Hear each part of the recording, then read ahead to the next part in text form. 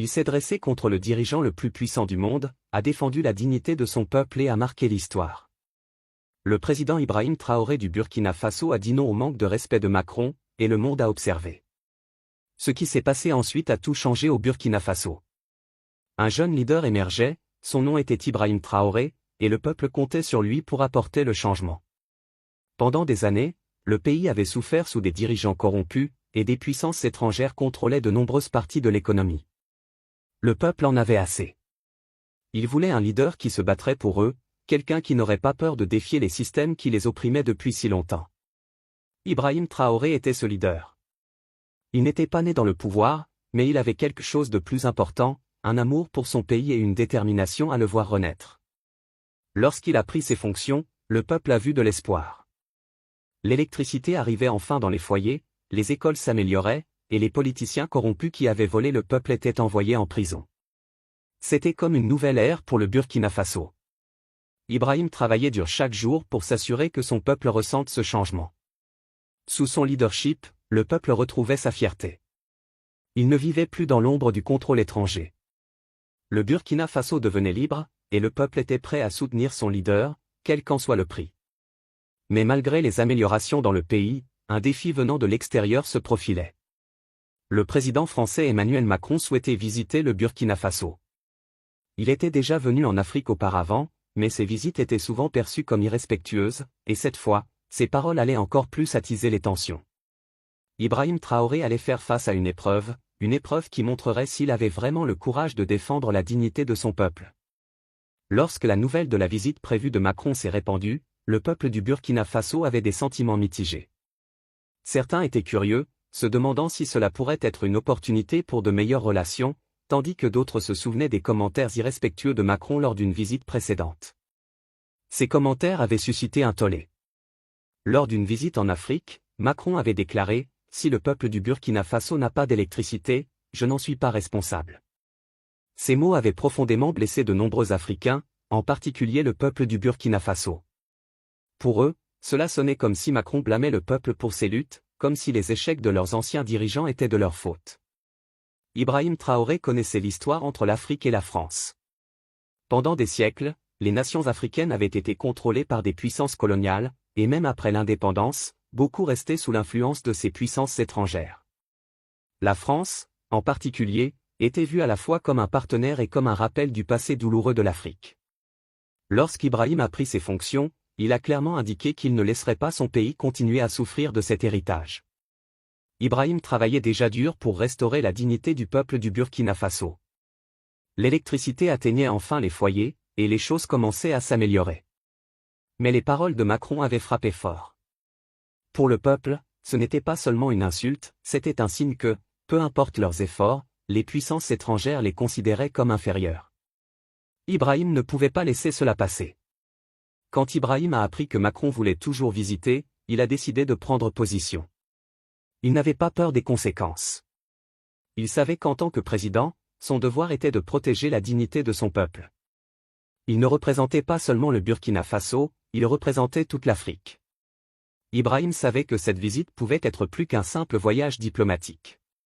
Elle pouvait soit apporter du respect, soit montrer au monde que l'Afrique continuerait à être traitée comme un continent de seconde zone. Ainsi, Ibrahim a pris une décision, il n'autoriserait pas Macron à visiter à moins que le président français ne montre du respect au peuple du Burkina Faso. Il ne pouvait pas permettre à Macron de venir dans son pays et de traiter son peuple comme s'il ne valait rien. Ibrahim a pris son téléphone et a appelé Macron directement. Il savait que c'était une démarche audacieuse, mais il était un homme de principe. La conversation a duré 1 heure. Dès que Macron a décroché, Ibrahim est allé droit au but. Il a rappelé à Macron les paroles qu'il avait prononcées auparavant, « Vous avez insulté mon peuple lorsque vous avez dit que vous n'étiez pas responsable de leur électricité », a déclaré Ibrahim fermement. Maintenant que je suis président, nous travaillons à améliorer notre pays. Le peuple du Burkina Faso a de l'électricité, et il voit le changement. Les politiciens qui volent sont jugés et envoyés en prison. C'est un Burkina Faso différent. Macron a tenté de s'expliquer, mais Ibrahim n'a pas cédé. Il a dit à Macron que sa visite n'était pas la bienvenue à moins qu'il ne montre un véritable respect au peuple du Burkina Faso. Ce n'était pas une question de politique, c'était une question de dignité. Ibrahim a clairement indiqué que si Macron voulait être un ami du Burkina Faso, il devait les traiter comme des égaux, et non comme des gens qu'il fallait sauver ou réparer. Pendant 1 heure, les deux dirigeants ont parlé, mais les mots d'Ibrahim étaient clairs et fermes. Il a défendu le peuple du Burkina Faso et a rappelé à Macron que ce n'était plus le même pays qu'auparavant. La conversation s'est terminée avec Macron reconnaissant la position d'Ibrahim, mais il était clair que Macron ne viendrait pas au Burkina Faso. La nouvelle s'est rapidement répandue dans les rues de Ouagadougou. Le peuple a acclamé. Ibrahim Traoré s'était dressé contre l'un des dirigeants les plus puissants du monde et avait défendu la dignité de son peuple. Il avait montré au monde que l'Afrique ne pouvait plus être ignorée ou méprisée. C'était un moment de victoire, non seulement pour le Burkina Faso, mais pour toutes les nations africaines. Mais l'histoire ne s'est pas arrêtée là. Alors que le peuple du Burkina Faso célébrait sa victoire, un nouveau rebondissement se déroulait. Alassane Ouattara, le président de la Côte d'Ivoire, a appelé Macron peu après la conversation avec Ibrahim. Ouattara a invité Macron à visiter la Côte d'Ivoire, disant « Vous êtes le bienvenu ici ». Cet acte d'accueil de Macron en Côte d'Ivoire a été perçu comme une trahison par beaucoup. Le peuple du Burkina Faso était furieux. Ils estimaient qu'Ouattara, souvent critiqué pour ses liens étroits avec les puissances occidentales, avait trahi son propre peuple, au Burkina Faso et au-delà. Les gens ont qualifié Ouattara de marionnette de l'Occident, le voyant comme quelqu'un qui se plierait aux puissances étrangères au lieu de défendre la dignité de l'Afrique. La victoire d'Ibrahim en tenant tête à Macron a mis en lumière le contraste entre un véritable leadership africain et ceux qui agissaient encore dans l'intérêt des nations étrangères. Le peuple du Burkina Faso voyait Ibrahim comme un leader courageux, prêt à se battre pour l'avenir de l'Afrique, tandis qu'il considérait Ouattara comme un leader prêt à sacrifier l'indépendance de l'Afrique pour son propre gain. Ce moment de défi contre Macron est devenu un tournant. Il a rappelé au peuple du Burkina Faso et à toute l'Afrique que leur voix comptait. Ibrahim Traoré avait prouvé que la dignité de l'Afrique ne pouvait pas être achetée ou vendue. La lutte pour la liberté et le respect était loin d'être terminée, mais avec des leaders comme Ibrahim, le peuple savait qu'il avait une chance de reconquérir son avenir. Les jours suivants au Burkina Faso furent remplis d'émotions mitigées. Le peuple célébrait la position audacieuse d'Ibrahim Traoré contre Macron, louant son courage et la force qu'il avait montrée en défendant leur dignité. Cela semblait être un nouveau départ pour le pays, un pays soumis à l'ingérence étrangère depuis trop longtemps. La victoire était symbolique, non seulement pour le Burkina Faso, mais pour toute l'Afrique. C'était la preuve que l'Afrique ne pouvait plus être considérée comme faible ou facilement contrôlée. Le continent avait désormais des leaders qui se tenaient debout, peu importe la pression. Mais alors que les célébrations continuaient, l'ombre de la trahison planait. Alors que le peuple du Burkina Faso se ralliait autour de son président, Alassane Ouattara de la Côte d'Ivoire s'était rapidement tourné vers Macron, l'invitant à visiter son pays. « Vous êtes le bienvenu ici », avait dit Ouattara au téléphone. C'était une offre ouverte, en contraste frappant avec la position prise par Ibrahim Traoré. La nouvelle s'est répandue comme une traînée de poudre. Pour le peuple du Burkina Faso, c'était une trahison de tout ce qu'Ibrahim avait défendu. Il voyait Ouattara comme faible, comme quelqu'un qui ferait tout ce que l'Occident demanderait pour conserver son pouvoir. Beaucoup au Burkina Faso ont commencé à l'appeler une marionnette, un homme qui avait vendu son propre peuple à l'Occident. Les paroles d'Ouattara semblaient confirmer ce que beaucoup soupçonnaient, il était plus intéressé à maintenir de bonnes relations avec les puissances étrangères qu'à défendre l'unité et la souveraineté africaine. Les gens du Burkina Faso n'étaient pas les seuls à se sentir trahis. À travers le continent, de nombreux Africains regardaient les actions d'Ouattara avec colère et déception. Comment un leader qui prétendait représenter son peuple pouvait-il inviter l'homme qui avait insulté la dignité du Burkina Faso dans son pays? Il semblait qu'Ouattara avait choisi de s'aligner avec les forces qui exploitaient l'Afrique depuis longtemps, plutôt qu'avec les leaders qui travaillaient à libérer le continent du contrôle étranger. À Ouagadougou, l'ambiance était à l'incrédulité. Cependant, Ibrahim Traoré restait calme. Il savait que les actions d'hommes comme Ouattara ne définissaient pas l'avenir de l'Afrique. Ce qui comptait, c'était l'unité du peuple, la force du Burkina Faso, et l'engagement à défendre la dignité africaine. Même si Ouattara avait tendu la main à Macron, Ibrahim restait déterminé. Il continuait à avancer avec sa vision d'un Burkina Faso plus fort et plus indépendant. Le peuple le soutenait, fier, résilient et prêt à se battre pour un avenir où ils ne seraient pas traités comme des citoyens de seconde zone. Ibrahim savait que ce n'était que le début. Les forces de l'impérialisme avaient essayé de le briser, mais il leur avait montré que l'Afrique n'avait pas peur de se défendre. Macron avait peut-être été accueilli en Côte d'Ivoire, mais il avait été rejeté par le Burkina Faso, et cela signifiait quelque chose. Le Burkina Faso avait montré au monde qu'il ne jouerait plus selon les règles des autres, mais selon les siennes. La conversation entre Ibrahim et Macron s'était peut-être terminée avec l'annulation de la visite, mais elle avait créé un précédent. Ce n'était pas seulement une question d'un appel téléphonique ou d'une visite. C'était une question de la lutte plus large pour la liberté de l'Afrique. Le courage d'Ibrahim était devenu un cri de ralliement pour les Africains à travers le monde. Le peuple croyait désormais qu'il pouvait se dresser contre tout leader étranger qui chercherait à les mépriser. Au fil du temps, le contraste entre les leaders du Burkina Faso et de la Côte d'Ivoire devenait encore plus clair. La popularité d'Ibrahim Traoré continuait de croître, non seulement au Burkina Faso, mais à travers le continent africain. Il était vu comme un leader qui mettait son peuple en premier, un homme qui n'avait pas peur de défier les dirigeants les plus puissants du monde pour défendre la dignité de son pays. En revanche, les actions d'Ouattara continuaient d'être perçues comme une trahison de la cause africaine. L'histoire de la défiance d'Ibrahim est devenue un symbole de la fierté africaine. Sa victoire était célébrée dans les villages et les villes, des rues de Ouagadougou aux côtes africaines. Les gens partout prenaient fierté du fait qu'Ibrahim avait tenu bon, qu'il avait affronté un puissant leader mondial et refusé de céder. Mais Ibrahim savait que cette lutte n'était pas terminée. Le défi ne faisait que commencer. Le Burkina Faso avait fait un pas audacieux vers la reconquête de sa dignité, mais les forces de l'exploitation et du contrôle étaient toujours là, observant. Ibrahim savait qu'il devait rester vigilant, continuer à avancer avec sa vision d'une Afrique libre et souveraine. La route serait difficile, mais avec le soutien de son peuple, il était prêt à affronter tout ce qui viendrait. Alors que les jours passaient, Ibrahim regardait les gens autour de lui, forts, unis et fiers. Ils avaient déjà commencé à prendre le contrôle de leur propre destin, et rien ne les arrêterait désormais. Ils avaient le pouvoir de façonner leur propre avenir, et Ibrahim Traoré était prêt à les guider vers une nouvelle aube. Au fil des semaines, la tension entre le Burkina Faso et la Côte d'Ivoire s'intensifiait. Le peuple du Burkina Faso observait avec frustration Alassane Ouattara continuer à s'aligner avec l'Occident, invitant Macron en Côte d'Ivoire alors qu'Ibrahim Traoré restait ferme dans sa décision de défendre la dignité de son peuple. Le contraste entre les deux leaders devenait de plus en plus prononcé. Le peuple du Burkina Faso voyait Ibrahim comme leur véritable représentant, quelqu'un qui se battrait contre les forces qui maintenaient l'Afrique enchaînée depuis si longtemps. Il voyait Ouattara comme quelqu'un prêt à sacrifier la fierté de son peuple pour le pouvoir. À Ouagadougou, les rues vibraient de discussions sur la situation en cours. Les gens étaient en colère contre les actions d'Ouattara, le qualifiant de marionnette de l'Occident. Ils ne pouvaient pas comprendre comment il pouvait soutenir Macron après le manque de respect montré au Burkina Faso.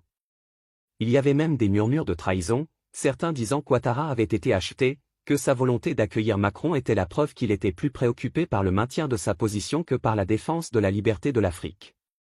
Cependant, Ibrahim restait concentré. Il savait que la route ne serait pas facile, mais il avait déjà franchi l'étape la plus difficile, défendre son peuple. Les appels à l'unité africaine se renforçaient à mesure que ses actions se propageaient à travers le continent. Le peuple le voyait comme un symbole d'espoir. Pendant trop longtemps, l'Afrique avait été victime de l'exploitation étrangère, mais le courage d'Ibrahim à rejeter le manque de respect de Macron avait allumé une flamme dans le cœur des Africains partout. Sa position n'était pas seulement une victoire pour le Burkina Faso, c'était une victoire pour toute l'Afrique. Un jour, alors qu'Ibrahim marchait dans les rues de Ouagadougou, il a vu le peuple rassemblé autour de lui, criant des mots de louange et de soutien. Il agitait des drapeaux, scandait son nom et lui montrait qu'ils étaient derrière lui. Il savait qu'Ibrahim n'était pas seulement un président, il était un leader prêt à se battre pour l'avenir de l'Afrique. Le respect qu'il avait gagné de son peuple était évident dans chaque sourire, dans chaque acclamation. Le peuple le voyait comme un homme qui incarnait leur lutte, leur douleur et leur espoir d'un avenir meilleur. Mais malgré l'unité dans son pays, Ibrahim savait que ce n'était pas la fin de la lutte. Il avait affronté un puissant leader mondial, mais les forces de l'impérialisme étaient toujours bien vivantes. Il pouvait sentir la pression s'accumuler de l'extérieur. Le Burkina Faso était vu comme une menace par ceux qui souhaitaient maintenir l'Afrique dans un état de dépendance. L'Occident ne voulait pas voir les pays africains s'élever, il voulait les maintenir sous leur contrôle. Cependant, Ibrahim n'était pas du genre à reculer. Sa conviction ne faisait que se renforcer chaque jour. Il travaillait plus dur pour le peuple du Burkina Faso, s'assurant que l'électricité continuait à arriver dans les foyers, que les écoles restaient ouvertes et que la corruption était combattue à tous les niveaux. Le Burkina Faso devenait lentement mais sûrement un phare d'espoir pour le reste de l'Afrique. Le pays reconquérait sa dignité, et Ibrahim Traoré était au cœur de tout cela. Un soir, alors qu'Ibrahim était assis dans son bureau, réfléchissant à tout ce qui s'était passé, il a reçu un message. Il venait des plus proches alliés de Thomas Sankara, ceux qui avaient été à ses côtés pendant son temps au pouvoir. Ils lui ont dit que l'esprit de Sankara vivait en lui, qu'il poursuivait la révolution que Sankara avait commencée. Ce message a rempli le cœur d'Ibrahim de fierté. Il s'était souvent tourné vers les enseignements de Sankara pour s'inspirer, et entendre qu'il portait cette vision lui donnait un nouvel élan. Alors que le monde observait, Ibrahim Traoré savait que la route vers l'unité et l'indépendance africaine ne serait pas facile. Mais avec chaque victoire, même petite, il sentait les vents du changement souffler plus fort. Le Burkina Faso n'était plus un pays de promesses oubliées. C'était une nation en plein essor, avec un leader qui refusait de faire des compromis. Avec le soutien du peuple, Ibrahim continuait à affronter les défis à venir, sachant que ses actions allaient au-delà de sa présidence. Elles concernaient l'avenir de l'Afrique, la fierté de son peuple et la conviction inébranlable que le destin de l'Afrique ne serait plus déterminé par des puissances étrangères. La position d'Ibrahim contre Macron n'était qu'une étape dans une lutte plus large, mais c'était un rappel puissant au monde que l'Afrique n'attendait plus la permission d'être libre. Le peuple du Burkina Faso et de l'Afrique dans son ensemble était prêt à prendre son avenir en main. Ils avaient un leader qui se battrait pour eux, peu importe ce que le monde leur opposerait. Au fil des semaines, la détermination d'Ibrahim Traoré ne faisait que croître. Sa défiance envers les puissances étrangères lui avait valu le respect de son peuple, mais cela faisait aussi de lui une cible. Le monde occidental avait vu ce qui s'était passé au Burkina Faso, et de nombreux dirigeants commençaient à ressentir la pression. En coulisses, il y avait des murmures de sanctions accrues et des tentatives d'isoler le Burkina Faso de la communauté internationale. Ibrahim savait que la route serait semée d'embûches, mais il n'avait aucune intention de reculer. Un matin, Ibrahim se tenait devant un groupe de ses conseillers les plus proches, discutant des défis à venir. La pression économique de l'Occident commençait déjà à se faire sentir, mais Ibrahim restait optimiste. « Nous n'avons pas peur de ces menaces », a-t-il déclaré fermement. « Le peuple du Burkina Faso m'a soutenu, et nous continuerons à avancer. Nous construisons un avenir qui nous appartient, et personne ne peut nous l'enlever. » Ces paroles ont été accueillies par des hochements de tête approbateurs de son équipe. Ils connaissaient les enjeux, mais ils savaient aussi que la lutte pour l'indépendance, pour la dignité de leur peuple, valait tous les sacrifices. Ils étaient allés trop loin pour faire demi-tour. Pendant ce temps, de l'autre côté de la frontière, en Côte d'Ivoire, la situation était différente. Alassane Ouattara avait accueilli Macron à bras ouverts. Sa volonté de s'aligner avec l'Occident semblait confirmer tout ce que le peuple du Burkina Faso craignait à son sujet. Beaucoup voyaient ces actions comme une trahison, et la colère commençait à monter. La position d'Ibrahim avait mis en lumière le contraste entre un véritable leadership et ceux qui étaient prêts à sacrifier la souveraineté de leur pays pour le pouvoir. Les gens à travers l'Afrique commençaient à exprimer leur désapprobation des actions d'Ouattara, le qualifiant de marionnette des intérêts étrangers. Mais même alors que la colère se propageait, Ibrahim Traoré savait qu'il devait rester concentré sur ce qui était vraiment important, son peuple.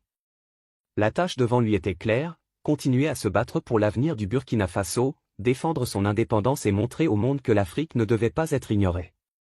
Un jour, Ibrahim a reçu une lettre d'un groupe de leaders africains partageant sa vision. Ils ont exprimé leur soutien à la position du Burkina Faso contre l'ingérence étrangère et ont proposé de collaborer à des initiatives pour renforcer l'unité des nations africaines. C'était un moment qui a rempli Ibrahim d'espoir. Il savait que le voyage serait long et difficile, mais cette lettre était un rappel que l'avenir de l'Afrique ne dépendait pas des caprices des puissances étrangères. Il appartenait aux leaders africains de prendre les choses en main, de rester unis et de construire un avenir où les nations africaines pourraient prospérer sans contrôle extérieur. La lettre est devenue un tournant pour Ibrahim. Il comprenait maintenant que sa lutte ne concernait pas seulement le Burkina Faso, mais toute l'Afrique. Sa défiance envers Macron, son refus de permettre au Burkina Faso d'être manipulé par des puissances étrangères, avait déclenché quelque chose de beaucoup plus grand. Le leadership d'Ibrahim devenait un symbole de la souveraineté africaine, un phare pour ceux qui voulaient voir l'Afrique se libérer des chaînes du colonialisme et de l'exploitation. Les jours se transformaient en semaines, et la pression de l'Occident continuait de croître. Mais Ibrahim ne faiblissait pas. Il savait que le peuple du Burkina Faso lui avait fait confiance, et il ne trahirait pas cette confiance. Le pays continuait de progresser malgré les défis.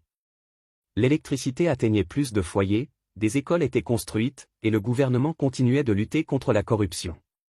Le peuple du Burkina Faso, qui vivait autrefois dans la peur de la domination étrangère, marchait désormais la tête haute.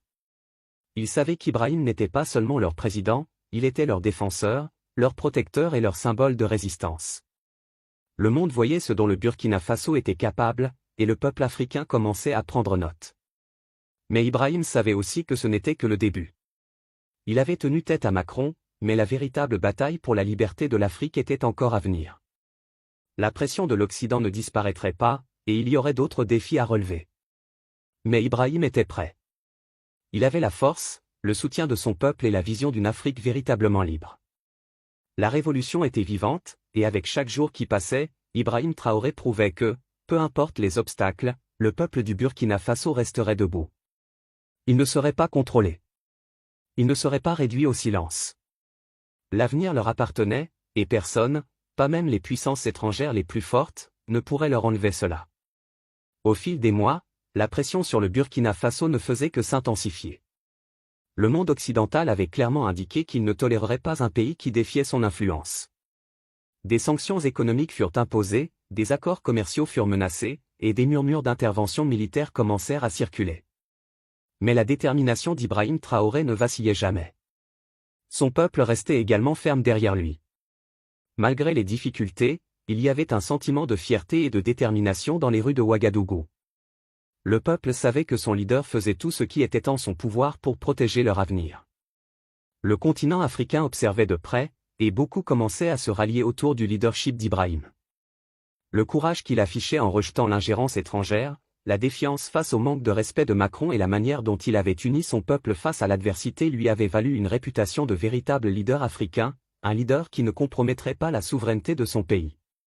Mais même avec le soutien du peuple et l'appui de certains leaders africains, Ibrahim savait que la bataille n'était pas terminée. La Côte d'Ivoire, sous Alassane Ouattara, restait une épine dans le pied du progrès du Burkina Faso. Les actions d'Ouattara, en accueillant Macron en Côte d'Ivoire, avaient solidifié sa position de marionnette de l'Occident aux yeux de beaucoup. Ibrahim, cependant, ne se laissait pas distraire par la trahison d'Ouattara. Il se concentrait plutôt sur le travail à accomplir, continuant à améliorer son pays, s'assurant que son peuple était protégé et que le Burkina Faso restait sur la voie de l'autodétermination. Un après-midi, alors qu'Ibrahim était assis dans son bureau, réfléchissant à tout ce qui s'était passé, il reçut une nouvelle inattendue. Un message était arrivé du président malien Assimi Goïta et de plusieurs autres leaders africains. Ils exprimèrent leur soutien indéfectible à Ibrahim et à l'indépendance du Burkina Faso. Ils comprenaient le poids de la lutte qu'Ibrahim affrontait, et ils se tenaient à ses côtés. C'était un message puissant de solidarité, qui renforçait la croyance d'Ibrahim en la capacité de l'Afrique à rester unie contre les forces qui cherchaient à la diviser et à la contrôler. Ce fut le moment dont Ibrahim avait besoin. Il savait que l'avenir de l'Afrique dépendait de pays comme le Burkina Faso, qui refusaient d'être des pions dans le jeu mondial du pouvoir. Il décida de porter son message au reste de l'Afrique. Il organisa un sommet, invitant des leaders de tout le continent à Ouagadougou. Il était temps de construire un front uni contre les forces de l'impérialisme. Le sommet discuterait des moyens de renforcer les liens entre les nations africaines, de se soutenir mutuellement en temps de besoin et de travailler ensemble pour protéger la souveraineté du continent. Lorsque le sommet commença, Ibrahim se tint devant les leaders de l'Afrique et prononça un discours qui resterait dans l'histoire. Ses mots étaient fermes mais remplis d'espoir et de détermination. L'avenir de l'Afrique n'est pas entre les mains des puissances étrangères, dit-il. Nous sommes ceux qui façonneront notre destin. Nous devons rester unis, solidaires dans notre lutte pour l'indépendance, la dignité et la souveraineté. Nous ne permettrons plus d'être contrôlés, d'être exploités. La révolution n'est pas seulement pour le Burkina Faso, elle est pour nous tous. Le sommet fut un succès. De nombreux leaders africains acceptèrent de soutenir la vision du Burkina Faso, s'engageant à coopérer économiquement et politiquement sans l'ingérence des nations étrangères. Le message d'unité et de résistance d'Ibrahim Traoré résonna à travers le continent. L'Union africaine commença également à changer de position, soutenant les efforts pour réduire la dépendance de l'Afrique aux puissances étrangères et s'assurant que les ressources et l'avenir du continent soient contrôlés par son propre peuple.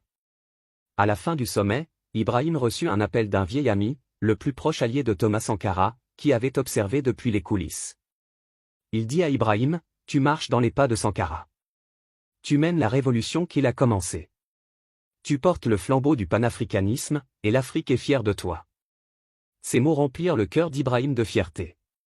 Il savait que le voyage était loin d'être terminé, mais il avait franchi une étape gigantesque vers la réalisation de la vision d'une Afrique libre et unie. Au fil des années, le Burkina Faso continua de croître malgré les défis. Le peuple restait uni. Il voyait en Ibrahim non seulement un président, mais un symbole de leur lutte, de leur dignité et de leur fierté. La révolution qu'il avait commencée, en se dressant contre les puissances étrangères, était devenue quelque chose de beaucoup plus grand que le Burkina Faso seul. C'était le début d'une nouvelle ère pour l'Afrique, une ère où les nations africaines pourraient se tenir ensemble, fières et fortes, et déterminer leurs propres avenirs. L'héritage d'Ibrahim Traoré vivrait dans le cœur des gens pour lesquels il s'était battu et dans les leaders qui suivraient ses pas, inspirés par le courage d'un homme qui avait osé se dresser contre le monde pour défendre la dignité de son peuple. Comme Ibrahim l'avait dit, la révolution n'était pas seulement un combat pour un pays, c'était un combat pour l'avenir de l'Afrique. Et avec cela, le peuple du Burkina Faso savait qu'il n'était plus seul. Le rêve d'une Afrique libre et unie était à leur portée.